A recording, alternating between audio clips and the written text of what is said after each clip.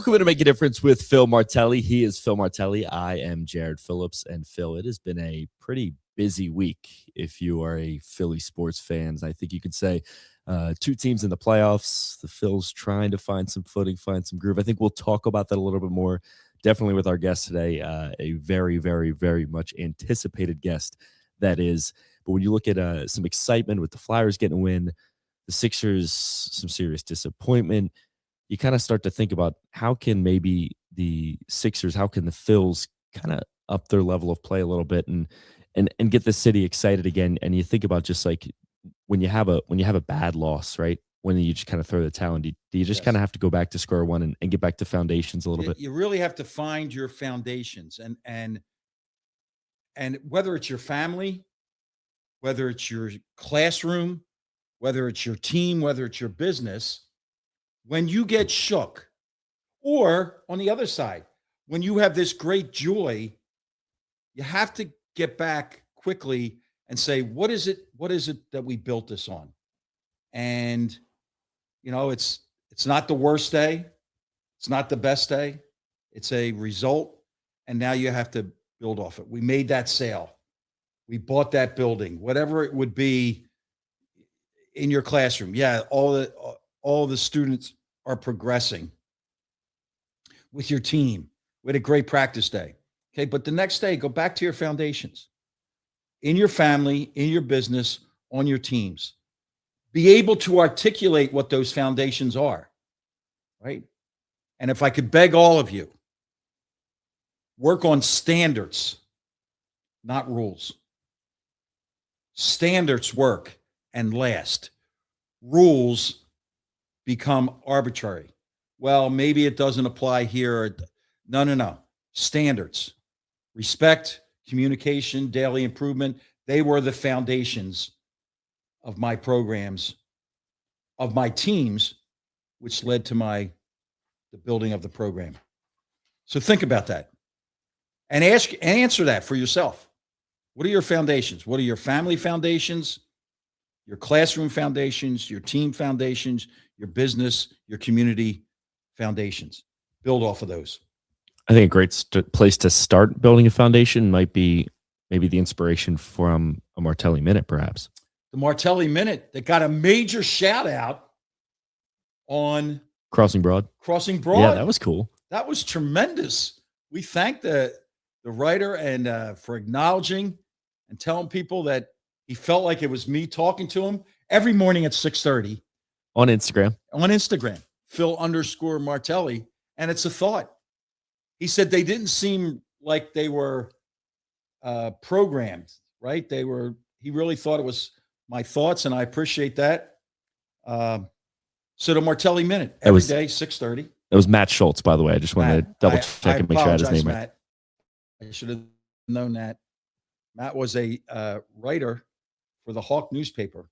That's right. And I remember I always appreciated how hard those kids worked and how serious they took following the team and then being a spokesperson for the student body. So, Matt, thank you. And maybe one day we'll get you right here on Make a Difference. That'd be a treat. Right? So here we go. Always be alert and be aware, for the opportunities to make a difference are everywhere. Always be alert, always be aware, for the opportunities to make a difference are always there. Get connected, stay connected. Nobody's an island. We don't want anybody alone. It's our responsibility to get connected and stay connected. Live your life with small steps, not great leaps. Because in a great leap, you could miss and you fall. Small steps. Be a student, be a teacher. Ask yourself each night as you put your head on the pillow, whom did I teach? What did I learn? That's a full day. Be a teacher and be a student. When opportunity knocks, and it will, be ready to answer, for it won't be there forever. And then asking why is always a learning, growing experience, the Martelli Minute. And with our guest, we're going to ask why about a lot that's going on in the world because this guy is a world beloved figure. Would you not agree? I would agree 1000%. I think that he is a little too maybe larger than life for a Martelli minute. We need quite a few minutes for this We're one. going to need quite a few minutes for this next guest. Well, the guest segment has always been top shelf, right? And I research it. And when I went on Google and said, put this person's name in, and there's all these accomplishments, and I thought, nah, this doesn't describe the person perfectly. So I researched a quote that I have always held in my offices when I was at St. Joe's and at Michigan. I misplaced it when I moved home. And here is the description of our guest. A master in the art of living makes little distinction between his work and his play, his labor and his leisure. He hardly knows which is which. He simply pursues his view of excellence at whatever he does, leaving others to decide, is he working or is he playing? To him, he's always doing both. That is such a description of our Hall of Fame guest today. And not only was he a Hall of Famer on the court, but now he's award-winning TV personality. I'm sure his commercials, whatever the highest honor is you get for his commercials, you'll get that. But the title that he cherishes the most is grandfather. Please welcome to Make a Difference, the one and only Charles Barkley. What's up, guys? Thanks for having me. Hey, Phil, listen, two guys I really admire and respect is Clark Kellogg and Ernie Johnson. We were talking one day during March Madness. My daughter was getting ready to have her first kid. I'm like, yeah, I'm looking forward to it. And they're like, what do you mean? I'm like, well, my daughter's having my first grandkid. I'm looking forward to it. He says, you don't understand it, do you? I said, what do you mean? They're like, it's going to be the greatest thing ever happened to you in your life. And I was like, well, I'm looking forward to it.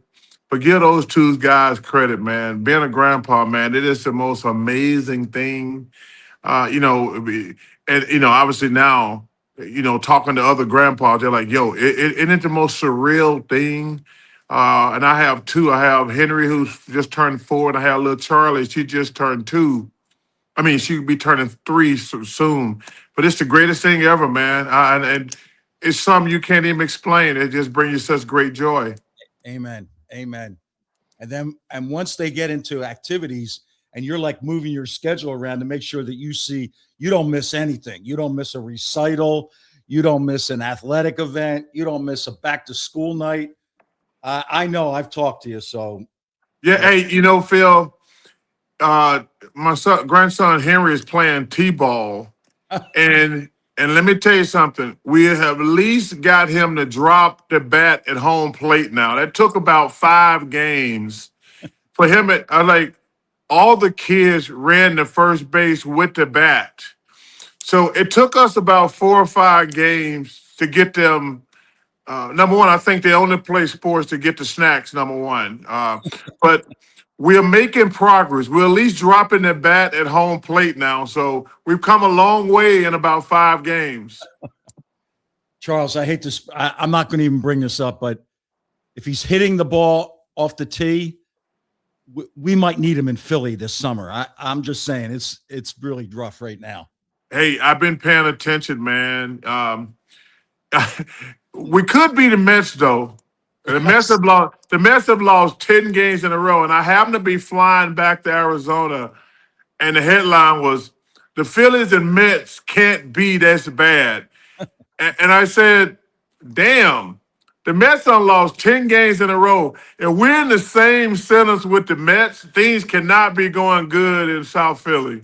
Well, we're going to start back. We're at Chicago tonight. We're going to start our way back. So, Charles, I have not this idea of like the best player that you've ever played with at Auburn or USA basketball or Sixers and the Suns, But what teammate most influenced you? Which teammate pushed you in the direction of being a pro's pro? Oh, that's easy. Moses Malone. Phil, obviously when I was in college, I played around 295 in that range. And you can get by on talent in high school. You can get by on talent in the pros, but in college, but you can't get by on talent in the pros because that's the creme de la creme. And I was lucky and blessed to get drafted by the Sixers, and I happened to live in the same building with Moses Malone. And I asked him, could I come see him one day? And I said, hey, Moses, why am I not getting to play? And he said, you're fat and you're lazy. And like I say, it hurt. It hurt a lot. But he says, hey, man, you can't play at 300 pounds. You can't play at 300 pounds in the NBA.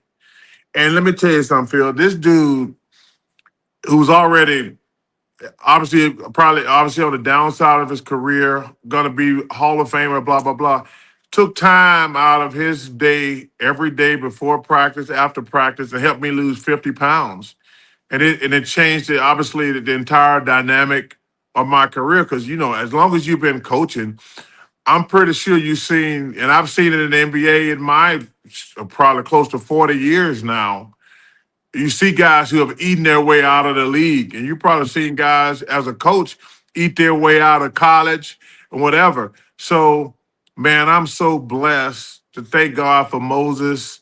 And so Moses is by far and away the most influential person in my basketball career because I could have ate my way out of the NBA if it weren't for him. Charles, I had occasion, obviously, to be around a lot of the 76ers when you were practicing at St. Joe's. And then when I went to be day-to-day with Howard Isley and Juwan Howard, this resonated with me, the brotherhood. When you've made that league, that brotherhood that you guys have is extraordinary. Do today's players, are they indoctrinated into that? Do they respect the fact that they're representing all of you by the way they play? I number one, I don't think they do, because they would do some things different. And Phil, it's kind of like you with your kids and you with your players, and me when I say the thing. We're the old get off my lawn guys. If I didn't take Moses' constructive criticism the right way, I could have been bitter and angry, but it changed my life. But when we try to tell young kids stuff, you think like, you're just an old person, you don't understand. I said, no, old people are important. I says, one thing I tell people about, always listen to old people. They wasn't born old. They've been through a lot of stuff. We've seen a lot of stuff. I don't want you making the same stupid mistakes that I made. And so I wish these young guys, because the reason I say I don't think they understand, if you're going to make 30, 40, 50, $60 million and somebody say, hey, I can't play basketball 2 days in a row, you're disrespecting the game and the people who came before you. Listen, I was blessed and honored. The most money I ever made was $5 million. And I played every game that I was healthy enough to play. But when you hear these guys taking time off, and they're, like I say, they're making 30, 40, 50, $60 million now. God bless them. I don't hate on them for that. But to tell people, like, can you imagine telling a teacher who has to go and bust her hump like 5 days a week for no money, a nurse who don't make any money, somebody who's in the armed service, a cop, a fireman who don't make any money? I'm pretty sure sometimes they got a bad back or a sore knee or maybe got a sniffles or something. So when I hear these guys complain about, the NBA has pretty much got rid of back-to-backs. So to answer your question, no, I don't think they appreciate the position they're in.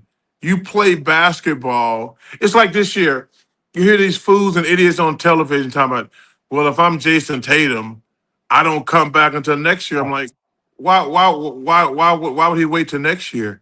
If he's healthy, he getting paid to play basketball. He's gotten paid all season, and now he's healthy. I see. Kobe Bryant came back in like 75 days sooner than he did. And they're like, well, KD sit out another 200 days. I says, so if you're healthy, you play basketball. I was happy for Jason. I said, yo, man, we're getting paid to play basketball. We're not doing nothing important or significant. Shut the hell up and go play. So, Charles, Leeds, Alabama. I know there's one sport that they all follow. Why basketball for you and not that pigskin? Why didn't you chase that pigskin? Because I was a wuss, plain and simple. Hey, Phil, I've told this story before. I played football one day. I realized they were crazy. I remember because like it takes a grown man to play football. You can cheat in basketball a little bit. You can probably cheat in baseball and other sports. You can't cheat in football. You can't. You're gonna get your head knocked off. And the coach did say something to me later. He said, I probably should have put you at the defensive line. Because let me tell you something. I just ran into another big dude for 2 hours, Phil. And I was like, oh, I'm not exactly sure what the hell I'm getting out of this. I mean, I literally, because you can hide as a wide receiver. They don't throw the ball every time. The running back don't get the ball every time. But when you're on the defensive line and the offensive line, you get hit every single play. And I did. I ran full speed into a big old dude. We were two big old dudes running each other head first for 2.5 hours. And I remember going in the locker room that day and I was exhausted. I had my head down. And the coach had the audacity to say to me, I'll see y'all tomorrow. I almost broke my neck up. Like, wait, you think I'm gonna do this stupid stuff again tomorrow? And that's the only day I ever played football. That was it. I was like, no, I'm not doing this. We did joke later. He said, I probably should have put you in another position. No, you made a good decision for me to stay my ass away from football. And probably, Charles, probably back then we were like the coaching was so astute. And I can remember this when I was a high school player in basketball. Like getting a water break was considered a reward. Like don't be drinking water during some of the stuff really. We should go back and arrest all the people that did that kind of stuff to people. No Hey, you know, it was crazy. Like when I first got to the Sixers, we were doing those tour days. Oh, yeah. And all tour days do is get you exhausted and hurt because it's physically impossible. Like nobody in any sport, they used to do it in football too. They're like, we just gonna get people hurt. And I remember my first couple of days with the Sixers. After the first 2 days, you're just exhausted.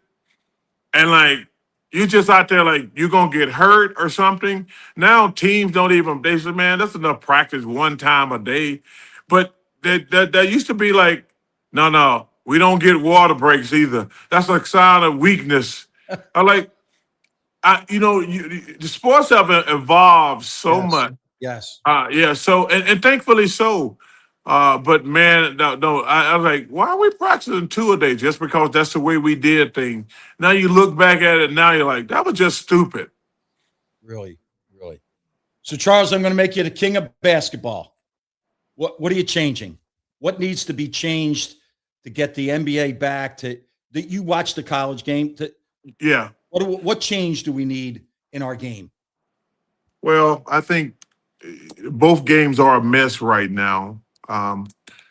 We got to do something about tanking in the NBA. We got to do something about load management. Those are two things we got to fix in the NBA.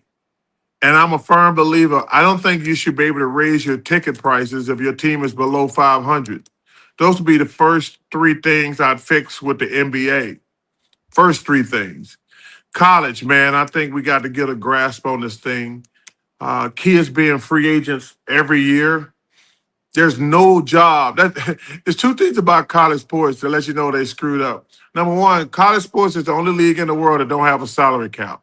Every other league and every other sport in the world has a cap. That's the first issue. Secondly, there's no other job in the world where you get to be a free agent every year. Like you can literally go to 4 schools in 4 years if somebody offer you more money. That makes zero sense whatsoever because it's an unsustainable business model. Yes. Because what's happening now is these smaller schools, they're just feeder program to the big schools. I looked at the transfer portal. I think the top 7 guys were player of the year at a smaller conference. I was like, whoa. So the smaller conferences are really just becoming a feeder system to the big schools.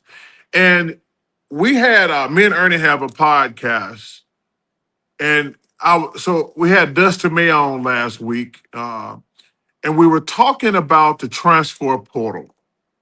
And I read an article getting ready for the interview because I wanted to get his opinion. So for the last 4 or 5 years, there's been approximately 2,000 kids in the transfer portal every year. Yep. But the dirty secret is probably 70% of those kids don't get anything. They end up living with their grandmothers on the couches. The numbers shocked me. They're like, because everybody go in the portal don't get picked up. So I was, and I just happened to get lucky and fall upon that article, because one of the things is, man, most of these kids have to go and get an education, go out in the world and get a real job. And if we're just gonna let them be free agents and throw them out, what do we think gonna happen to them? They're gonna commit crimes. They're gonna be useless in society. Because I always try to look at the big picture, because we've changed the entire college model for 1% of the students. I probably, listen, I'll be honest, I probably was in that 1% who probably got screwed. But I'm smart enough to look at the big picture saying, hey, you know what? These other guys who ain't going to go on to the NBA, they getting a free college education, and that's how they going to live their life. But we have changed the entire model for the 1%. And that makes zero sense whatsoever. I'm not opposed to college kids making some money. I'm not opposed to that at all. But to give kids tens of millions of dollars to go to a school, number one, where they haven't even accomplished anything, Yes. and then it's not legally binding. If you can do this every year, so and people talk about Congress. I don't want Congress involved in anything. I don't even want them fixing damn potholes, them fools we got in D.C. I don't want them involved in whatsoever. I want some grown ass men, some coaches, and some players to get in a room and says, guys, we're gonna kill the golden goose. Because what's gonna happen? You can see it coming. In the next few years, we're gonna have 35 teams, Yes. and the rest of them are going to be bankrupt, or they're going to kill all the other sports. Because if you go back and look at history, there's only 2 sports that get money for TV. That's football and basketball. But they pay all the bills for those other sports. That's the problem. They pay for all those other sports. So all those other kids gonna get screwed. But we got to get some grown folks in a room, players and coaches, who only want the best for everybody, and figure something out. Because the way it's going right now, this thing is gonna crash and burn in a hurry. Yes. It's becoming distasteful for people, even like. And that Michigan team was extraordinary. That Arizona team was extraordinary. I heard you on those broadcasts talking about that. But you're looking at it and you're like, you know what? I heard that this guy over here, it's his 5th school. It just, and look. Yeah, like it, and they talking about in some sports, junior college doesn't count. Yes. Listen, I tell people, if your ass is in school 6 or 7 years, you better be a doctor. You should not. You better not still be playing college sports. Yes, I mean, like I said, worst case scenario, 5 years. But if you got some guys in school 6 and 7 years, your ass better be a doctor. You better not be a 26-year-old guy playing against 17, 18-year-olds, because that's not fair. Amen. So, Charles, I'm going to tell you a story I don't know that I've ever told you, but I'm going to take you back. You're drafted by the 76ers. They pick you up at the airport after the draft, and they're bringing you in, whether it was summer league or whatever it was at that time. And the guy that picked you up dropped you at the St. Joe Fieldhouse. I don't know if you'll ever remember this. Your first night in Philadelphia, you were in the St. Joe Fieldhouse. I was coaching an all-star high school team to play for like a state. There was a statewide tournament, and I was coaching these kids who were seniors in high school. You were sitting on the side, and you were reading. You were reading a Bible sitting on the side. And you came over to me and said, somebody's going to pick me up. Can I get in the run with you? And I was like a little bit nervous because I didn't know if they would be all right with it. And, look, whether it was in my head or not, insurance or whatever. And then whoever was supposed to pick you up, take you to the hotel down the street, down City Line Avenue, came in. But your first night in Philadelphia, you were dropped at the St. Joe Fieldhouse. I was in there as a high school coach. And I remember telling our players, that guy right there is going to take Philadelphia by storm. So, Charles, I never told you that before. No, you haven't. And let me tell you something. I just wanted I just wanted to play, man. Yes. I love to play basketball. And St. Joe's, man, I got so many good memories from that place. Going back to Jim Ball, Jim Foster, obviously yourself. I think, what was Stephanie's name? The women's coach, Stephanie. Stephanie Gately. Stephanie Gately, her and her husband. Like, I practically lived at that place because it was right down the street from my condo, and I could always go there and work on my game. I looked, I tell people, man, we always practiced at colleges. Like most NBA teams practiced at college back then. Mm-hmm. I mean, now they got these fancy workout area. Man, the Sixers, I went, they give out these little statues at their practice facility, and I got mine about 7 or 8 years ago. And I said, I said, well, where are we going to do the thing at? So we built a new practice facility over in Camden. I'm like, okay. So I go over and I pull up on this building. I'm like, holy smoly. And they got like 4 basketball courts, state-of-the-art weight room, ice plunge, steam room, sauna, hot tub. They got a full kitchen that you could go to 24/7 and have a chef 24/7. I said, excuse me? Yeah, if you want to come up here and work on your game, you can come here any time of day. We have a chef on duty 24 hours a day. I said, so if I was having a bad game, I could come over here 1, 2 in the morning, shoot, and y'all to cook me a meal? Or if I just wanted to come work on my game or come over here and lift some weights and blah, blah, blah. They're like, yeah, you can come over here. And the chef's here all the time. I said, let me tell you something. There's no reason why you shouldn't be good at basketball. Oh, yes. With all the stuff at their disposal. I mean, you guys, when we practice with y'all, we had to get out the damn gym quickly because y'all had practice. Yes, sir. I said, these guys can come over here. You got 4 full-length basketball courts. They can come up here and work on their game any time of day, lift weights, whatever. And then a chef will cook them a meal. I said, man, there's no reason not to be good at basketball. And they have somebody dedicated to a player. You can watch every clip of every play you made during that year, right, Charles? It's crazy. It's like these guys are so blessed and lucky. I said, man, I would want to be not even talking about the money you're gonna make, but you should want to be good at your job. But now the amount of money you're paying you, I'm like, man, I'm gonna spend all my damn time at the practice facility during the off season. And if I have a couple bad games, I'm going right over to the facility and to work on some technique or something. I mean, there's no excuse for these guys not to be good at their job now. None whatsoever. Charles, the Philadelphia experience. I know you come back and you're well known throughout every golf course and every restaurant and the way you take care of people. But How about your Philadelphia experience? What did it exceed your expectations? Did you come in with a blank slate? And how do you feel about being labeled a Philadelphian? It's one of the things I cherish most because number one, I didn't have a preconceived notion because in Alabama we don't care about pro sports at all. It's Alabama and Auburn football. We used to get that one. See, like this young guy you got here.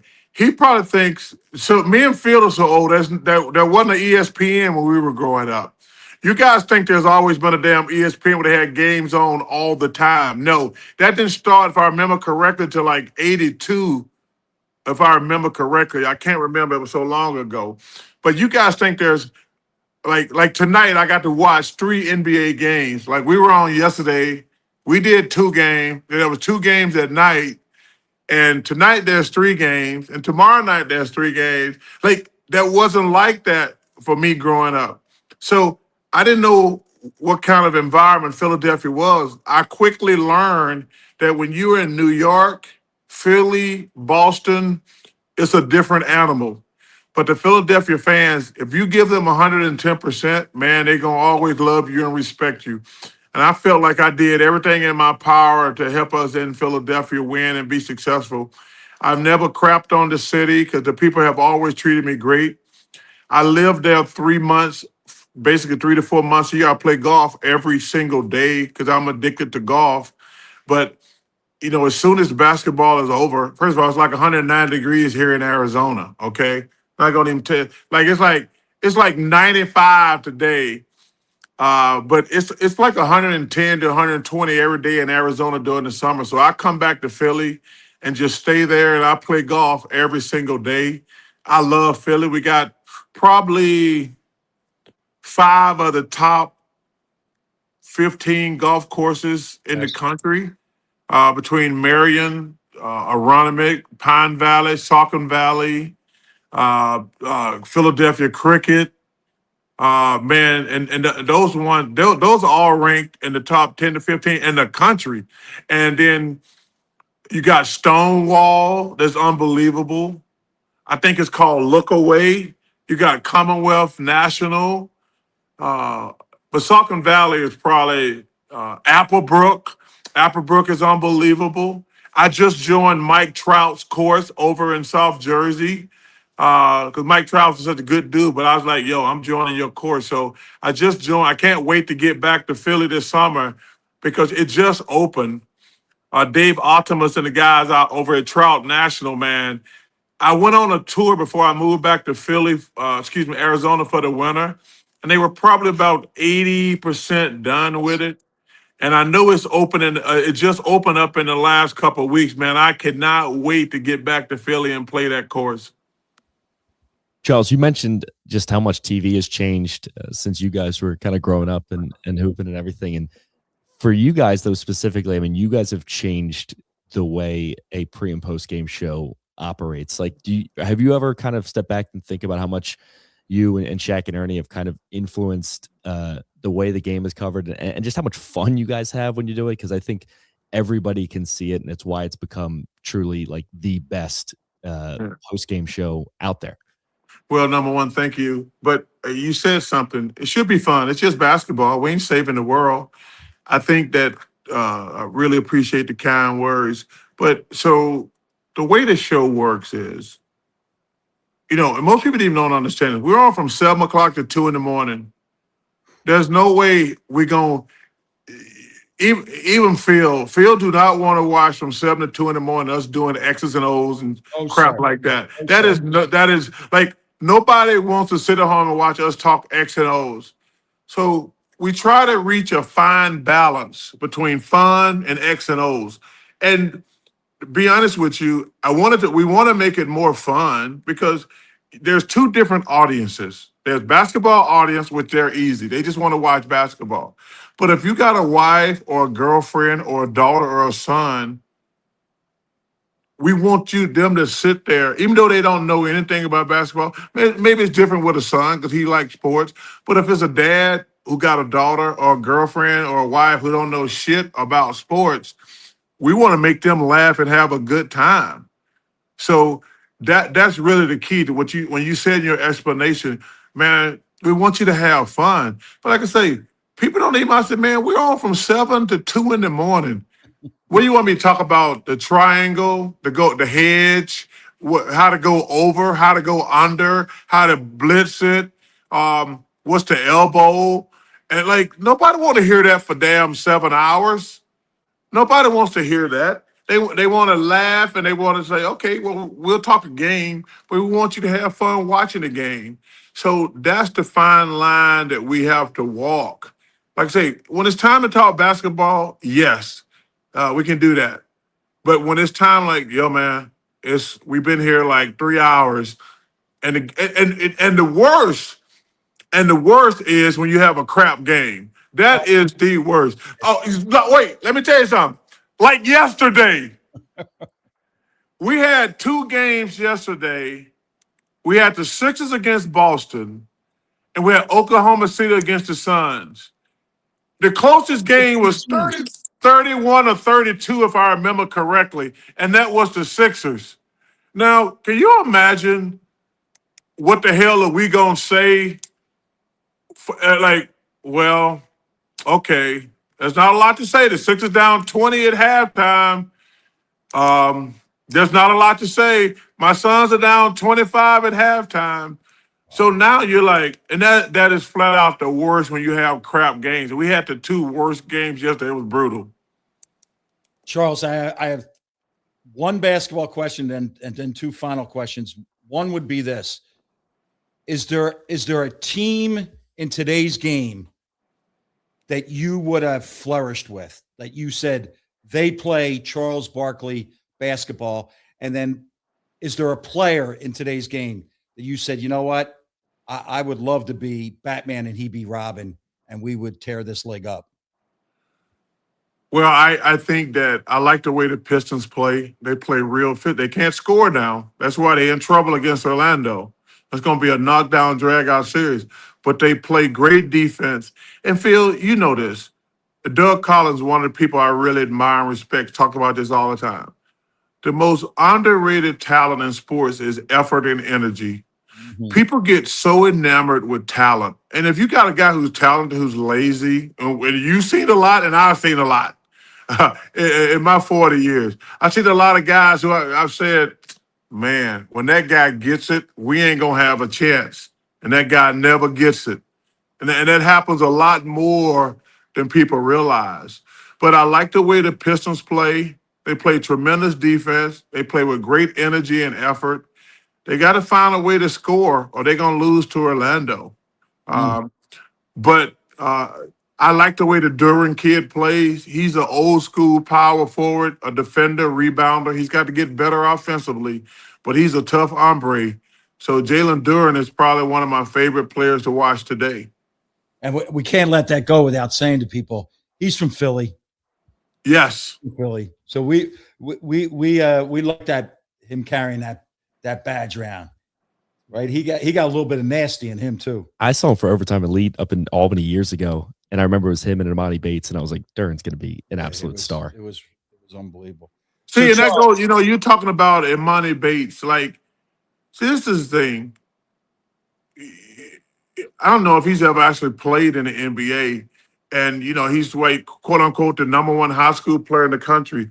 Man, it's a lot of things that have to go on for you to be successful in the NBA. No doubt. And I wish everybody could play in the NBA because it's a great life. But, I always sit back. One of my favorite things, what drives me crazy, when people walk up to me and they're like, my son is Mr. Georgia. I said, oh, good luck to your son. But I'm really thinking, they got like 49 other of those, right? Like that. And that means absolutely nothing. And I says, I was the 5th ranked player in Alabama when I came out of high school. And I'm really the only one who made it in the NBA. So all those rankings, and first of all, one thing about those rankings, they're crooked. Yes, sir.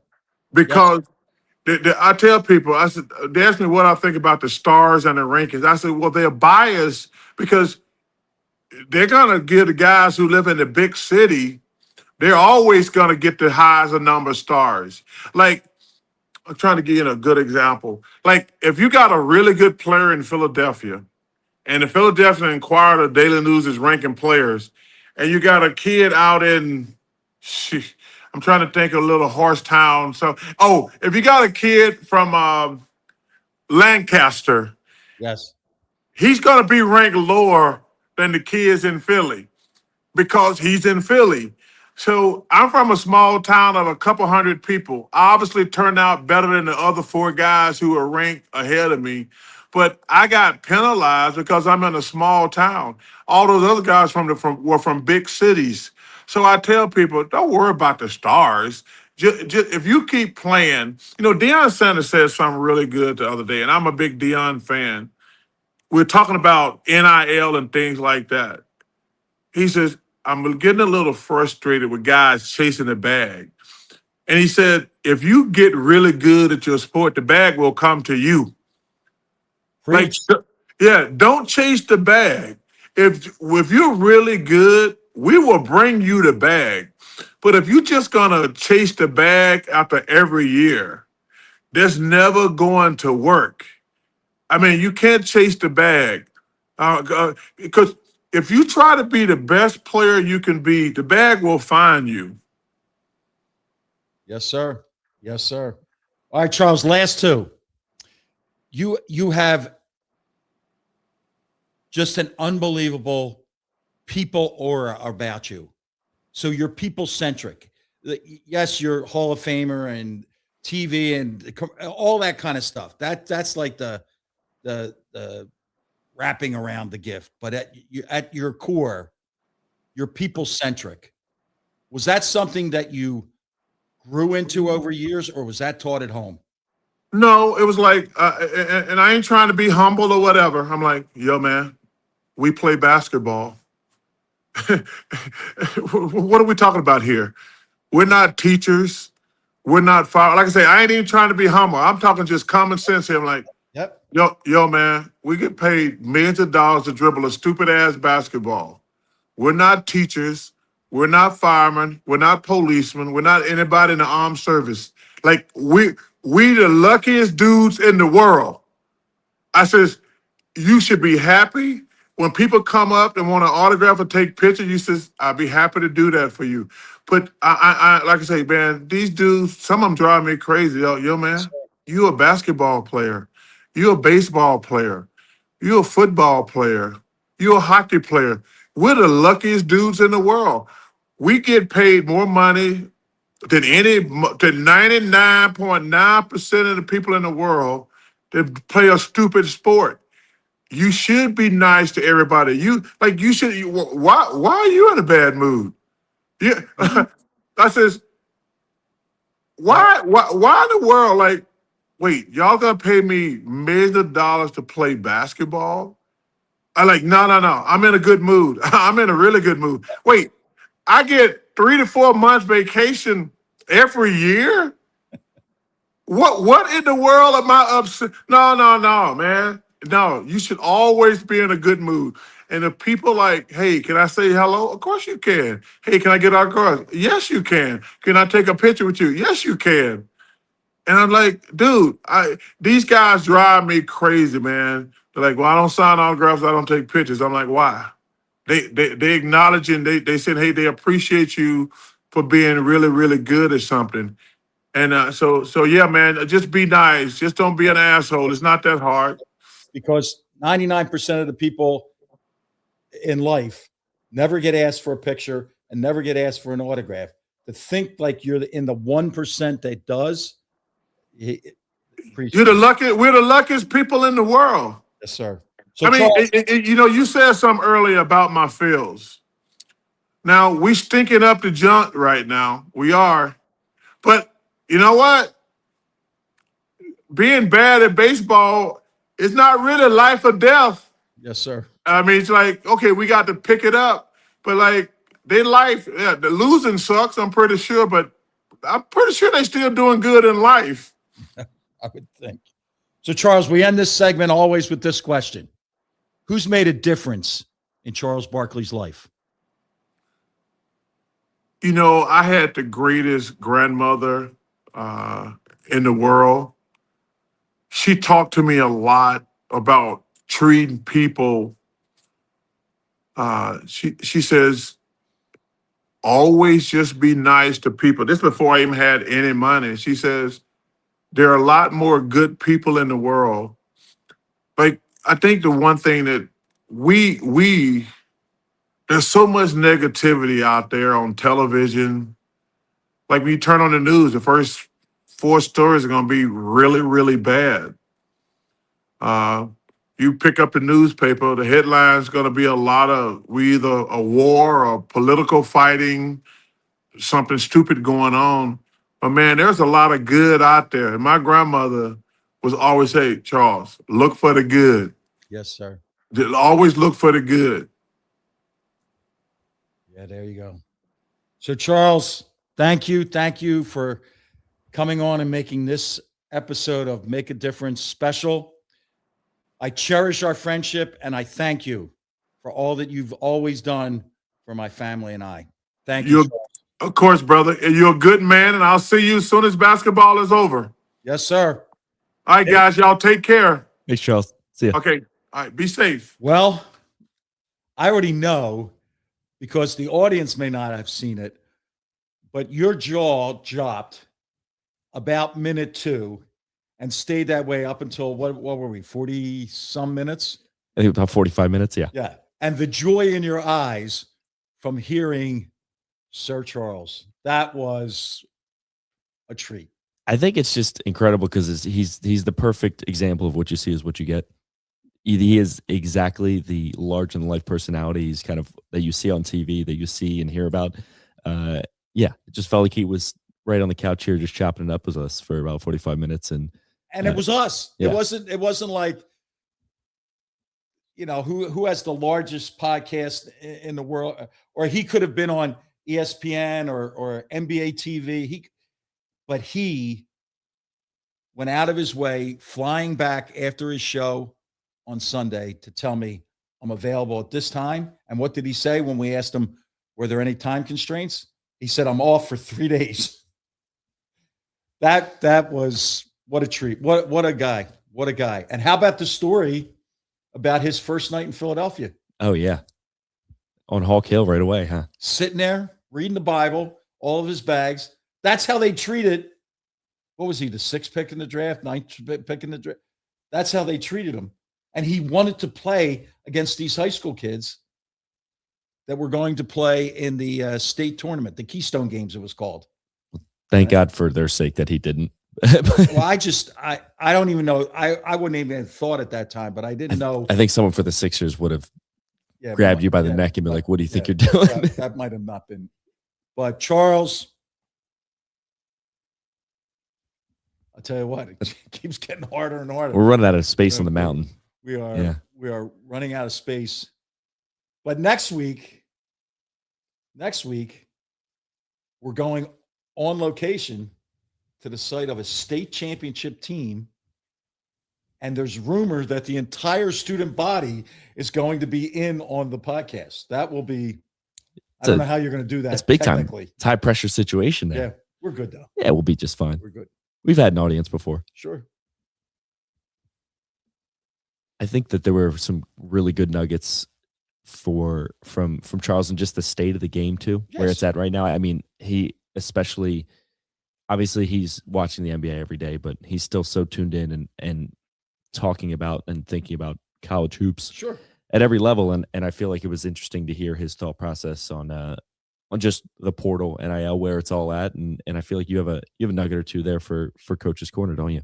Well, yes, Coach's Corner to me, I do think that the portal needs to be adjusted. The timing to me was off. I think the biggest issue really is tampering. These young people are talking to people all year long. Now they're claiming that they're not because they're talking through an agent, but guys are watching games and then saying, well, how would I fit in there? So everybody focuses on the money and saying the money. That's not sustainable. And I think the market will make the adjustment. This year it's not. I think it's some percentage higher, 35 or 40% higher this year. But this portal, it is. It's tough to watch a kid 3 and 4 schools, right? And it's also difficult for a young man to go, do you turn around and thank the people that kind of raised you up and put you in that position? And then I think the unrealistic approach from fans, because we got a guy from a lower level and he did this, and where's the transfer? And when it doesn't transfer, then the kid, is he a bust? And then do we take some anger out on him?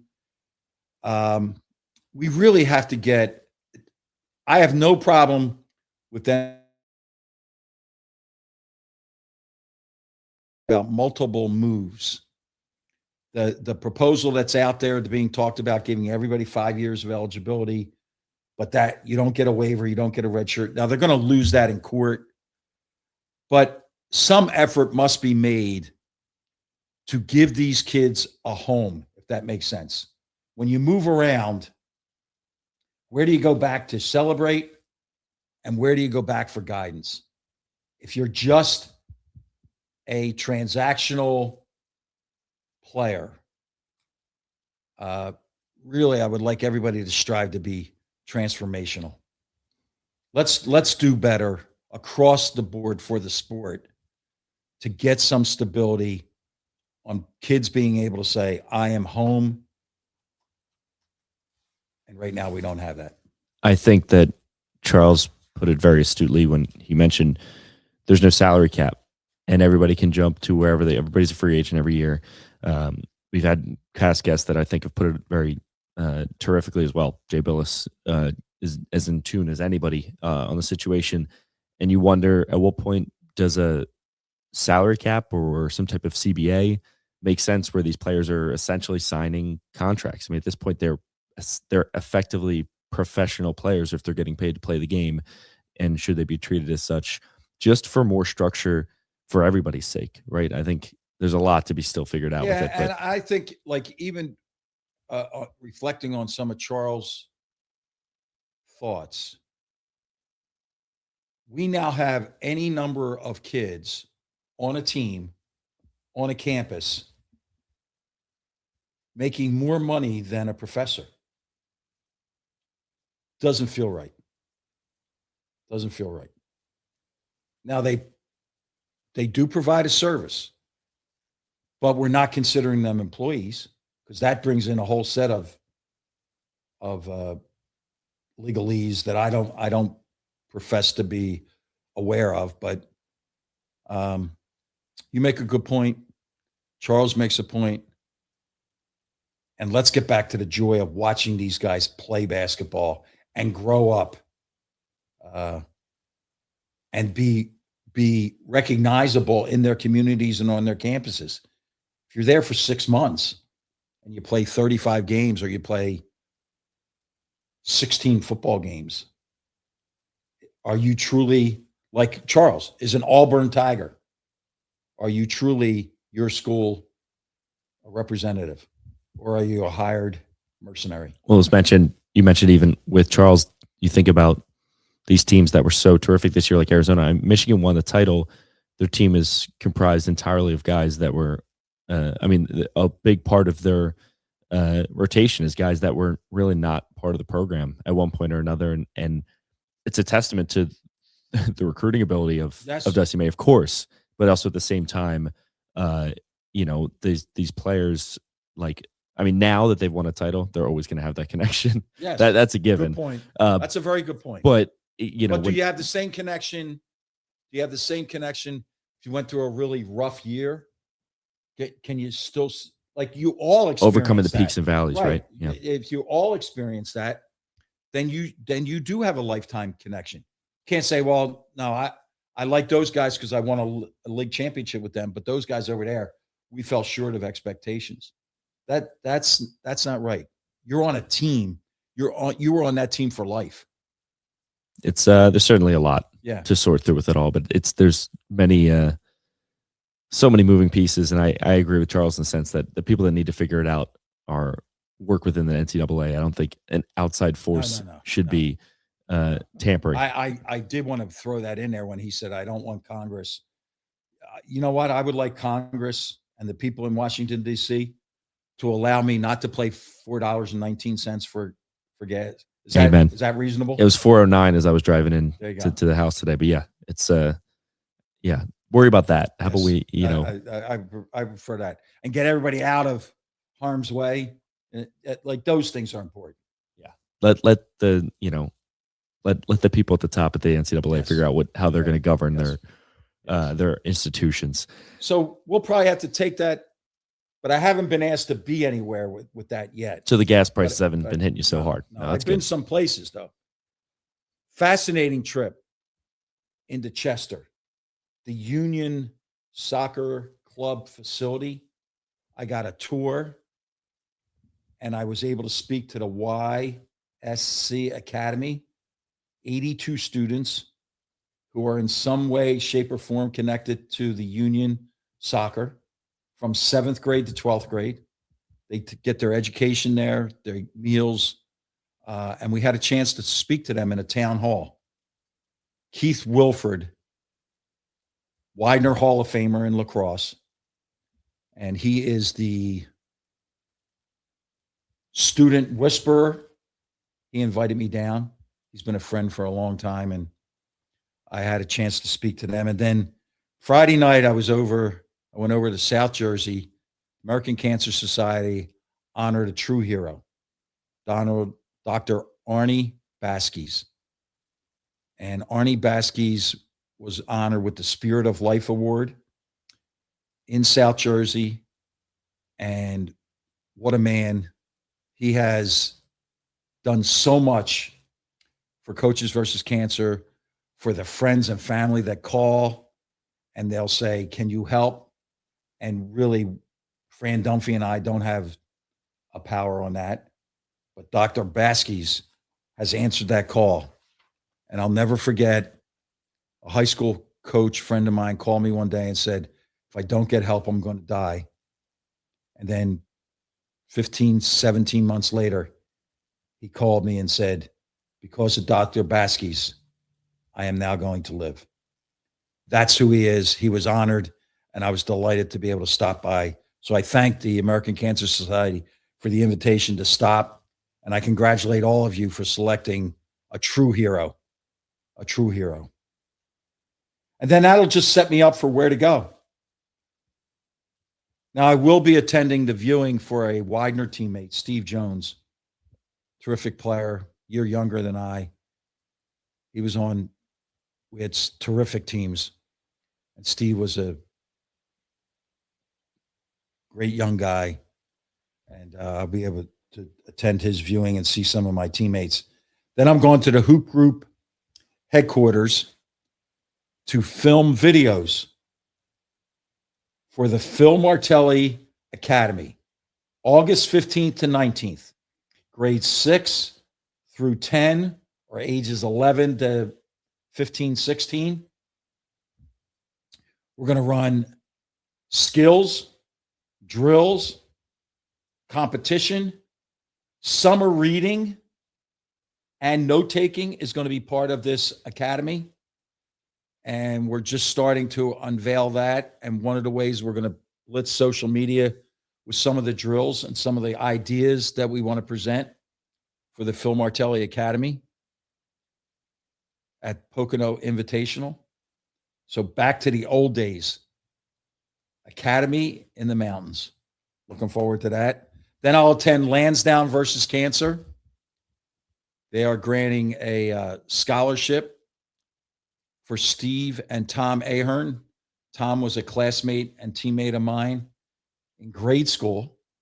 They've raised some money to give a 4-year scholarship to Bonner. And Steve was a realtor in the Avalon area, in the Jersey Shore area. Both passed away within the last year. And we're going to honor them at Lansdowne versus Cancer, put on by Billy Stevenson remarkable event. And if they raise $1, it's $1 more than the American Cancer Society and Coaches vs. Cancer had before Saturday. But this is the 5th annual Lansdowne versus Cancer. Miller's Poorhouse or Miller's, it's a Miller's Ale House, I think. Ale House. Ale House. It's on Baltimore Pike. Loaves and Fishes is making a comeback. Sunday, St. Mary Magdalene. First Holy Communion is Saturday. And those families that have extra pretzels, extra lemonade, whatever they have, we have members of the St. Mary Magdalene community collecting food and dropping them off to some of our podcast favorite guests, Sister Maggie and Sister Kathy. And then we'll come back in graduation period. But yes, this Sunday at St. Mary Magdalene, collecting food after the morning masses and then dropping off. Unfortunately, I won't be there because I will be in Schwenksville, PA, speaking at St. Teresa, Calcutta. They're having a breakfast, and I'll be the featured speaker. And at that school, St. Teresa's, Calcutta, one of the teachers at that school is Letty Martelli. And wait till you hear the story, and I'll share it next week about her son, Lenny Martelli, and how she reached out to me. But other than that, I'll be checking out some playoff hockey, some playoff basketball, and I'll be watching. You'll be clocking in for the Phils, I'm sure. Yeah, I'll be clocking in. I think by the time we speak next, I'm hearing that Zach Wheeler will be back on the bump. That could be a big help. So as long as he's good to go, he can. Well, here's my assessment: pitch better, starting pitching and bullpen. Field better. We are giving more than 3 outs in a lot of innings, and we're giving up 3 outs without putting pressure on the team defense. But the climb back will become much sweeter because we can't go the other way. We cannot have a summer without baseball, meaningful baseball. It's too difficult. Done it before. Just can't have it. Those are slow summers. Slow summers. And it really impacts the bar industry. Well, this one should be a lot of fun, but we'll see with the 250th and the World Cup, and hopefully the Phils let's go. Can just add to Come on, it. Phils. Come on, let's go. Go Phils. Go Phils. I just have to add, if you want to help Phil make a difference, head on over to pnjmakeadifference.com. That is where he is making a difference in the classroom, in the workplace, or on the court or off the court.